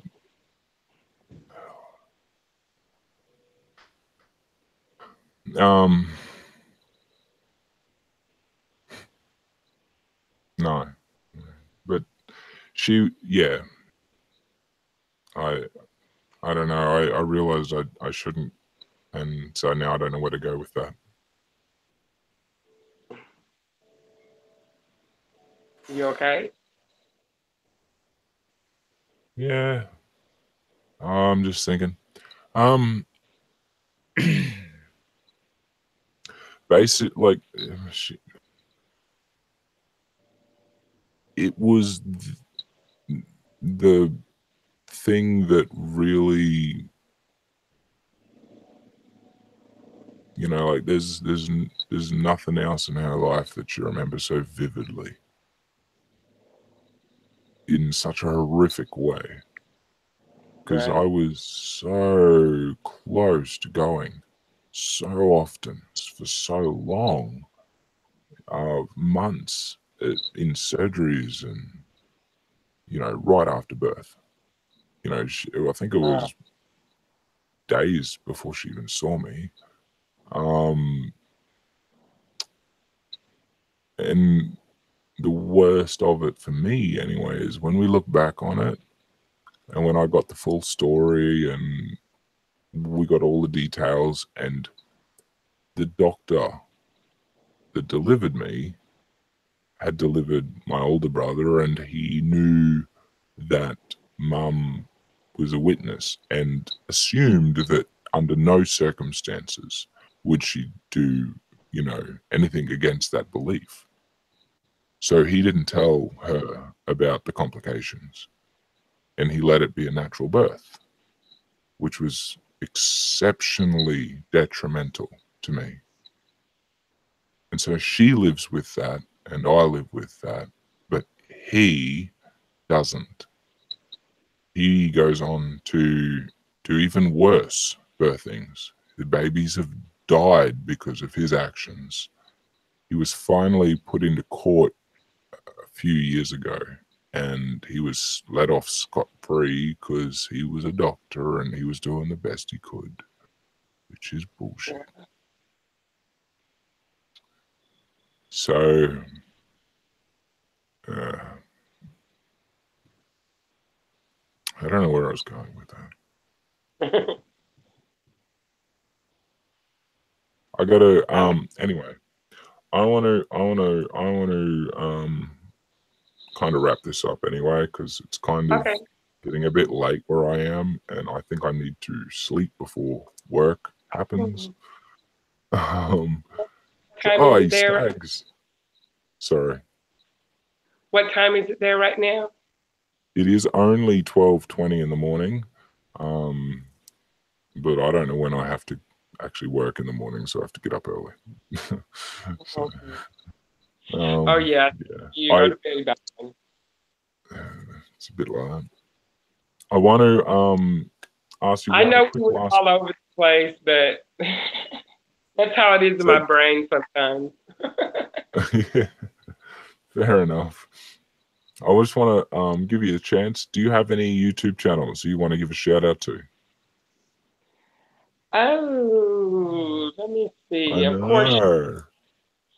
I just started following this one girl. Oh my goodness, I don't have a list of her name. I had to do the same thing when I was asked this. I had to look it up in my subs, and I was like, "Oh fuck, I can't remember anybody's name." That's what I'm doing right now. Nothing wrong with it. Nothing wrong. I had to do that. You know? Blame the guy called the Godless Iowan. He's the strong. Okay, so I found this one guy. Okay, I'm gonna have to.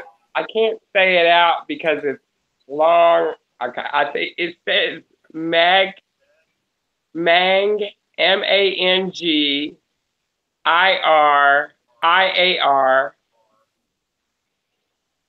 Oh Lord. I'm just gonna have to type the thing for y'all. But put it. He's talking about the masonry and Jehovah's Witness stuff. Oh, cool. Copy the HTML, the WW in the chat there, because that way anyone who watches can see it in the live chat. Okay. And yeah, I was trying to say before, hey Stags, how you doing, brother? Good to see you there. We're about to leave. Sorry.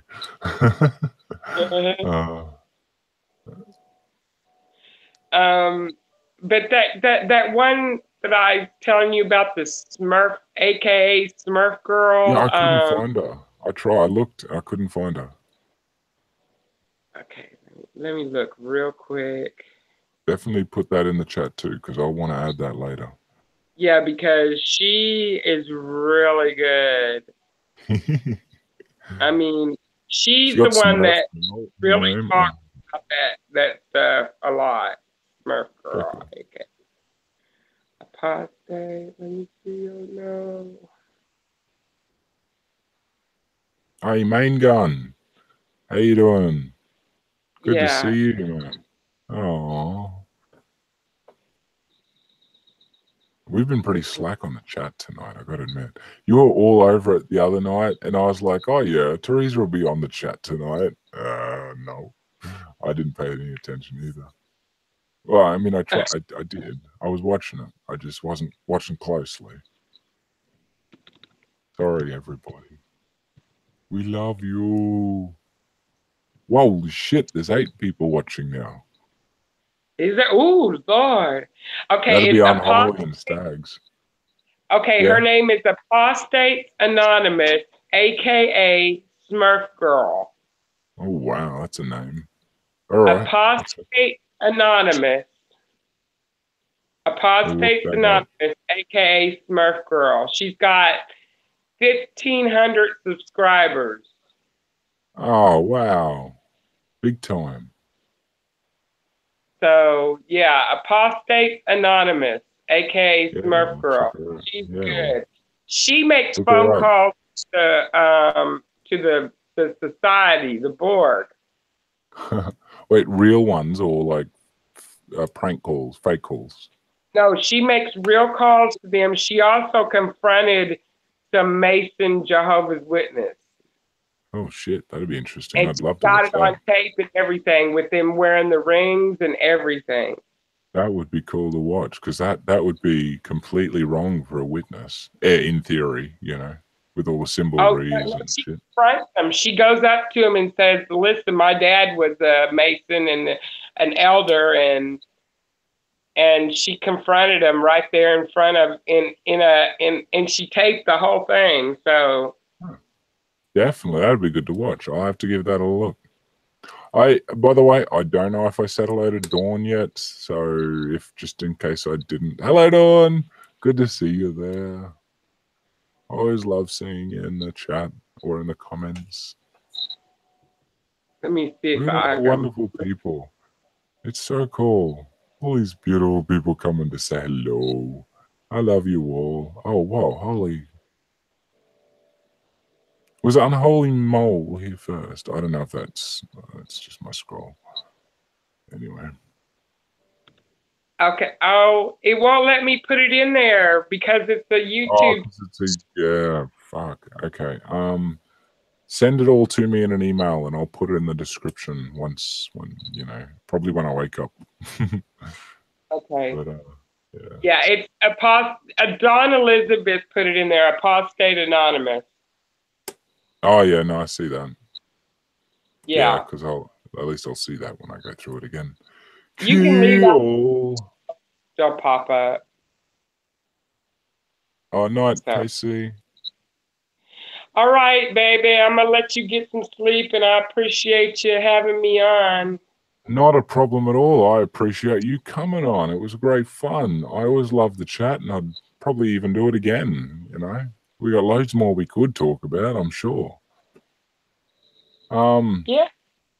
As an Yeah. As long as outro, you don't, you have to rein me back in sometimes because I go off. That's all right. I quite enjoy it actually. It's perspectives I'm unfamiliar with, and so I like learning them. You know what I mean? Like nothing against with I tangents. do I too. do it. I might not agree with everything that everybody says, but I like listening to it. And if you can Exactly. present your case well enough, then I'll look into it. That's the way. I love it, Theresa. Make sure everybody check out Theresa. Go to her channel and subscribe if you haven't already. And make sure to leave your comments down below. Thank you, everyone who's joined us tonight. I've shouted out a bunch already. I think we maxed out at probably about 8 tonight, but hopefully we get a few on the VOD squad.